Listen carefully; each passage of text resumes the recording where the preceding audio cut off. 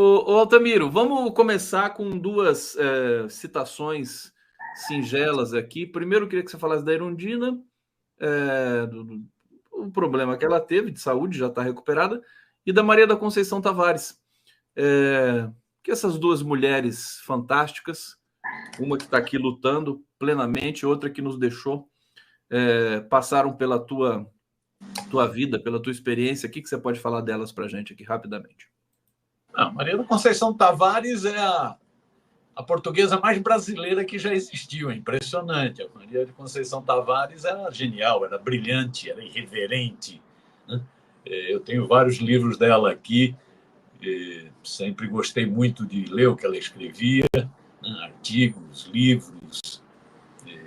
Não tenho formação, né, na área, na economia, mas era isso, era uma estudiosa heterodoxa, irreverente, uma crítica, quanto mais da chamada política neoliberal, da diminuição do papel do Estado, privatizações, desregulamentação. Ela teve uma contribuição importantíssima, né?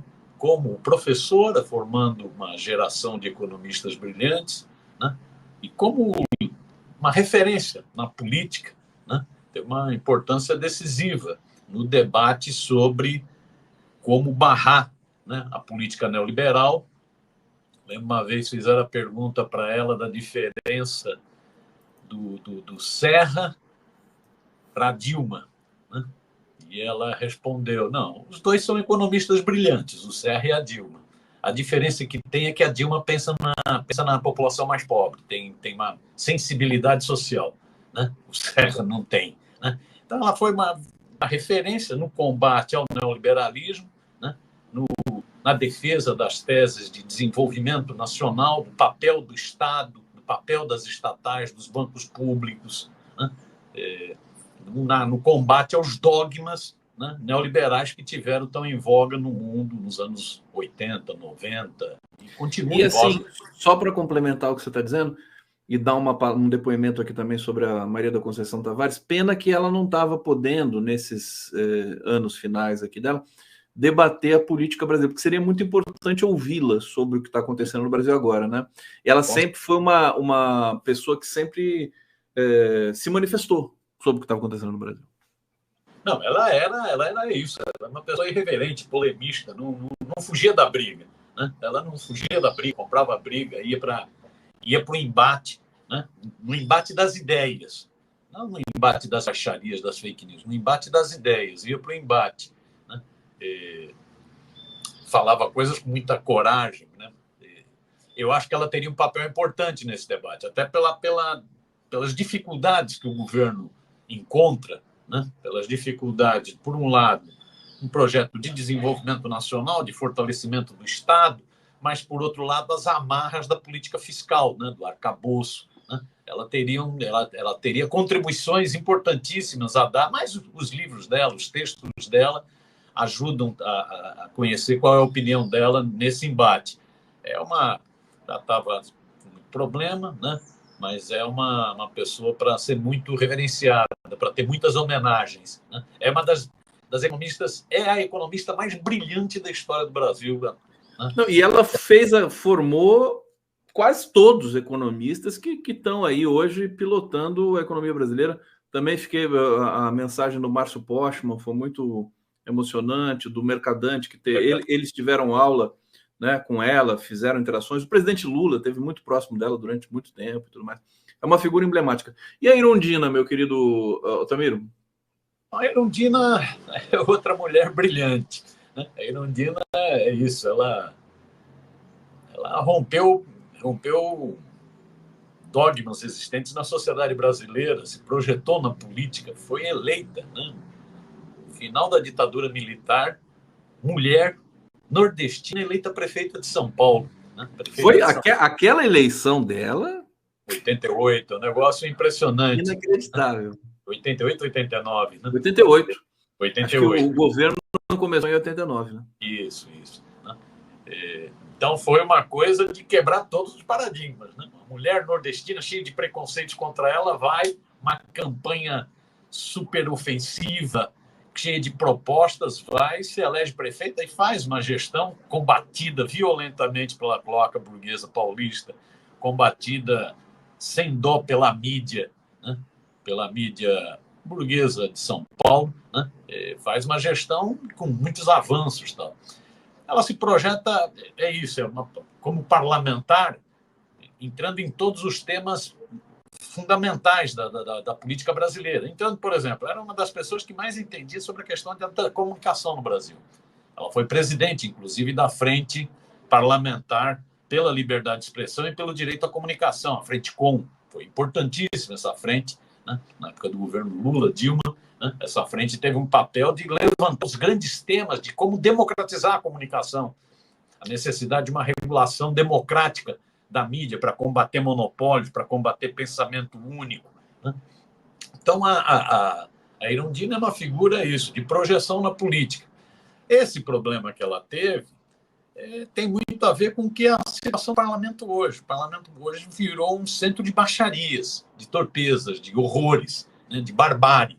Né? Ela estava numa audiência discutindo questão de direitos humanos e foi violentamente atacado por esses pitbulls, com todo respeito aos pitbulls, por esses pitbulls bolsonaristas. Né? Foi violentamente atacada, passou mal, né? Foi parar na UTI. Né? Tem a ver muito com essas baixarias. O Congresso Nacional, na semana passada, mostrou que grau chegou, né? Com a eleição, né, de uma bancada estridente de extrema-direita, uma bancada que provoca a sâmia, falando da morte do irmão, uma bancada que tenta ir para a agressão na audiência da Comissão de Ética, né? O Conselho de Ética que discute a questão dos Janones, né? Uma bancada que na Comissão de Direitos Humanos vai para a baixaria, né, contra a Erundina. Né? Acabou suspendendo, inclusive, a sessão no Congresso. Né? A Erundina é vítima também, né? É vítima dessa regressão que nós estamos tendo no parlamento brasileiro. Se o parlamento brasileiro sempre foi, né, na fase recente, sempre foi comandado, hegemonizado por forças de centro, centro-direita, forças fisiológicas, né? A partir de 18 e 22 isso se confirmou, aprofundou, né? A partir de 18 e das eleições de 22, aí você tem mais do que um parlamento conservador com forças fisiológicas, né? Você tem um parlamento com uma presença muito forte da extrema-direita organizada. E a extrema-direita que tem os pitbulls, tem os jagunços, os capangas, que vão para porrada, que vão para baixaria, que xingam, né? E os mentores que ficam estimulando esse tipo de coisa, assodando esses bichos. Né? E a Erundina acabou sendo... A Erundina, ela, meio que esse episódio, né, denunciou a truculência desses operadores da direita, da extrema-direita no Congresso. Por toda a felicidade, ela já está bem e tudo mais. Mas você vê, eles fazem as pessoas adoecerem, né, de tanta a perseguição que se faz ao Glauber Braga, por exemplo, também, né? O Glauber Braga está lá fortemente. Inclusive, a gente pode emendar esse tema com a demanda do Zeca Dirceu para o Arthur Lira, você deve ter visto, pedindo para que o Arthur Lira, como presidente da Câmara, passe a mencionar esses barracos, por exemplo, como o que aconteceu ali na votação do arquivamento do processo contra o André Janones, né, na semana passada, ele se manifeste, né, para não se tornar uma coisa banal. Quer dizer, o Conselho de Ética da Câmara virou uma piada, né? Quer dizer, as pessoas denunciam, chega lá, eles inocentam rapidamente, assim, todo mundo. Virou uma grande festa esse negócio. O que você observa nisso? Não, eu acho que esse pedido está sendo feito por vários partidos, vários deputados, né? A Érica... Não só o Zeca, né? Se pronunciou, o Zeca se pronunciou. É um pedido... O Arthur Lira, talvez pensando na sua sucessão, o Arthur Lira tem se aliado muito aos bolsonaristas e tem passado muito pano nos bolsonaristas. Passado muito pano. Como ele está trabalhando para o candidato dele na sucessão, como ele quer manter o poder, não quer baixar a exposição pós o fim do mandato dele de presidente da Câmara, ele está se aliando às pautas da extrema-direita e está se aliando à extrema-direita. Está passando pano, está alisando os bolsonaristas. O Arthur Lira pode ser responsável por cenas terríveis, porque, por enquanto, está no bate-boca, está no xingamento, está na agressão verbal. Mas está a um passo, porque você tem capangas do outro lado. É só ver, tudo metido a fortão, né, delegado e não sei o quê. Né? Pode estar a um palito de deixar de ser só agressão verbal para ser agressão física, para ter um desastre na Câmara Federal. Então, ou o Arthur Lira toma vergonha na cara, né? Toma vergonha na cara e vê o seguinte, bicho, tudo bem, eu tô aqui me aliando com esse bando de pitbulls, com todo respeito aos pitbulls, né? Eu tô aqui me aliando com esse bando de pitbulls, mas eu tô alimentando esses caras. Ou o Arthur Lira toma alguma medida para conter esse tipo de coisa, ou você pode chegar a uma situação de violência no Congresso Nacional. Violência explícita, não só verbal. Não, explícita e tragédia, né? E trágica, né? Porque a julgar pelo chapéu que aquele sujeito usa lá, é o Zé Trovão. Lá. Tudo bem, é o Zé Trovão, né? Que coisa, o cara vai com bota, chapéu, espora, o cara vai trabalhar como se fosse, né? Daqui a pouco ele entra a cavalo lá dentro do Congresso. Agora, o Altamiro. O Zé Trovão, até em fotos, né, já foi flagrado meio chapado. Né? Sim, pô, o cara pode beber. Isso. No caso dele não foi nem bebida, foi cheirando mesmo. Né? Foi. Uma carreira, isso. Tem fotos, inclusive. Ele até pediu desculpa, disse que foi uma fase difícil da vida dele e tal. O Zé Trovão é um provocador. Se projetou na política, nessa onda bolsonarista, se projetou na política, naqueles bloqueios criminosos de estrada, um caminhoneiro. E o pior de tudo, Altamiro, é o seguinte: você dá na mão de um cara desse o salário de deputado, mais a verba de gabinete, e mais não sei quantas quinquilharias que tem ali no salário do deputado, dá o poder, dá a imunidade para um bandido como esse. Quer dizer, você está flertando com o colapso total. Eu quero saber o seguinte, agora... Diga. Uma observação ainda. Não, então, é isso. Você tem essa linha de frente. Então, esse Zé Trovão, que é metido em um monte de rolo, está inclusive metido em rolo com o PL em Santa Catarina, uma brigaiada no PL de Santa Catarina, ele está nesse centro e tal. É um provocador, foi eleito. Aí foi essa onda de extrema-direita, foi essa onda bolsonarista. O cara foi eleito. E você tem outros que tiveram votação, que não são nem tão fortões, tipo o Nicolas, né? Não é nem tão fortão, mas ele adora aparecer na internet. Então, ele faz todas essas cenas para poder aparecer na internet, para aparecer nas redes digitais. Tanto é que aumentou muito em função da confusão dele com Janones. Né? Você pega monitoramento de rede, cresceu para chuchu, né? Cresceu muito. Né? As visualizações deles, o compartilhamento dele. Né? Então, é isso. Você está num Congresso Nacional de pessoas para lacrar, para provocar. Se o Arthur Lira não tomar uma providência, e aí é principalmente na Câmara Federal, se o Arthur Lira não tomar uma providência, é isso que você está dizendo, pode dar em tragédia, já. Eu acho que o Arthur Lira não vai tomar providência nenhuma, sabe por quê? Porque, como você disse, ele está no último momento dele como presidente da Câmara, está tentando fazer o sucessor, ele sabe que precisa do voto dos bolsonaristas, e ele, inclusive, entrou com uma pauta bolsonarista ultra radical nesse momento, ali na Câmara.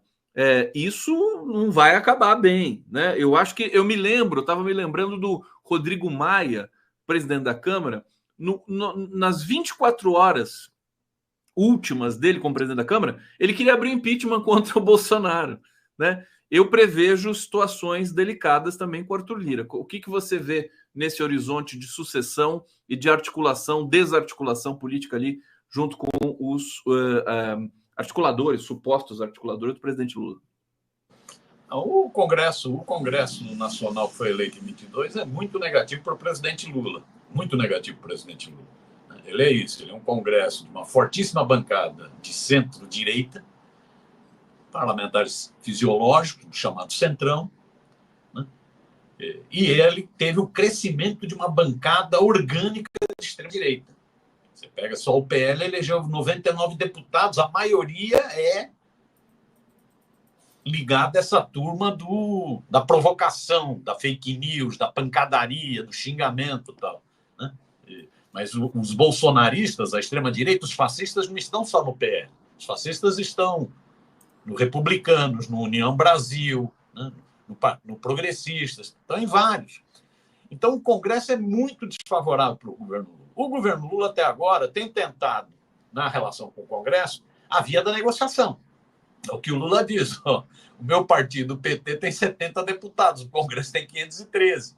Se juntar todas as forças de esquerda, tem 130 deputados. Vide as 3 últimas votações, as derrotas do governo, 120, 130 deputados. É o que tem num Congresso de 513, numa Câmara Federal de 513.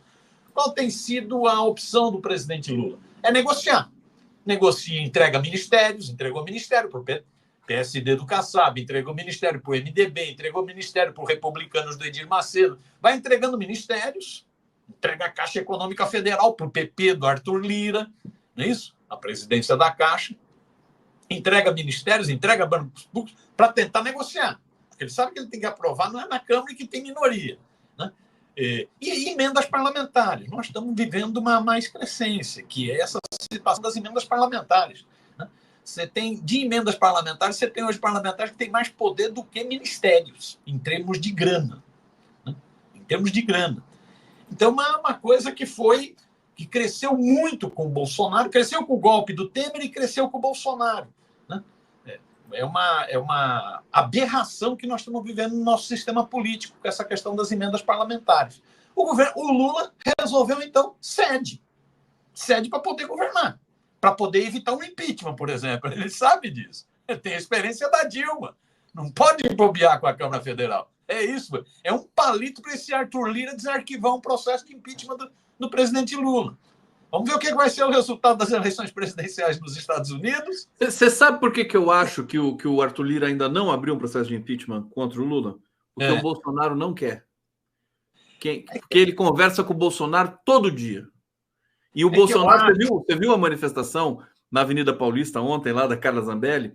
Até a gente nem comentou isso, porque também, né, tinha lá meia dúzia de pessoas, mas pelo impeachment do presidente Lula. E o Bolsonaro já se manifestou que é contra o impeachment do presidente Lula. Você vê como é que é a questão do momento. É que, por enquanto, é isso. O governo Lula, ele negocia com o Congresso e o governo Lula tem conseguido se equilibrar na economia. A economia, taxa de desemprego caiu, renda cresceu, não é isso? Estão aí falando num PIB que pode chegar a 2,7 nesse ano, né? Mesmo depois de todo o pessimismo que havia com relação ao crescimento da economia. Então, o presidente Lula ele se mantém porque a economia conseguiu um certo fôlego e ele teve muita capacidade de negociação com o Congresso. Então, por enquanto, você não tem uma ação mais incisiva pelo impeachment, mas ela pode sim. E eu acho que, nesse sentido, Conde, a tática do presidente Lula, que é isso, é faro político. Desculpa. A tática do presidente Lula de negociar, ceder para garantir governabilidade, ele vai ter sempre que negociar. Essa é a realidade do sistema democrático brasileiro. Ponto. Tem que negociar. Agora, essa tática está sendo insuficiente. Ela não está conseguindo. Você vê, cede ministério, cede emenda e não tem voto. Os deputados do PSD que estão no ministério, os deputados do MDB, os deputados do Republicano, né?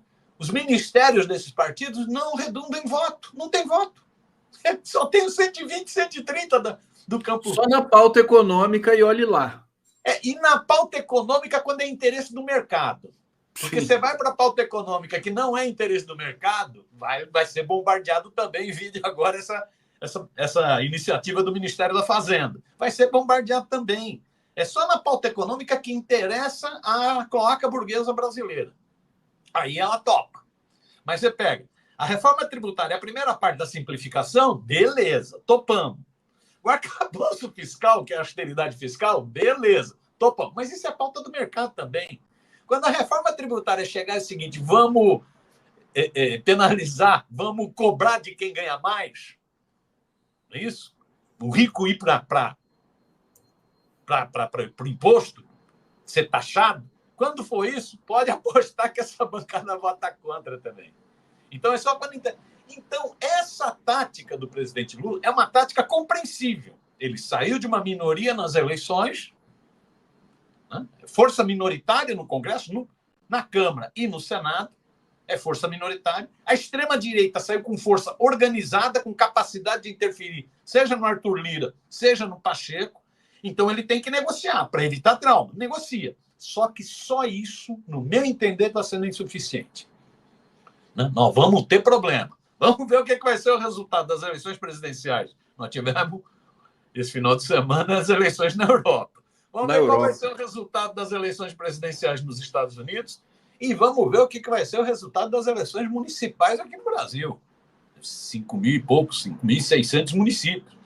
O quadro até agora é um quadro preocupante. É um quadro muito preocupante. As pesquisas são muito preocupantes. Mesmo a economia, o desemprego baixou, a renda cresceu, o PIB aumentou, mas o Lula continua empacado nas pesquisas. E os candidatos de forças populares, progressistas, com muita dificuldade nas eleições. A economia, mesmo tendo melhorado, não chegou à mesa do trabalhador. A percepção do trabalhador é ainda de muita dificuldade. Então, você não tem grandes movimentações na economia, você respirou, mas a percepção na sociedade é que a vida não melhorou. As pesquisas estão mostrando isso.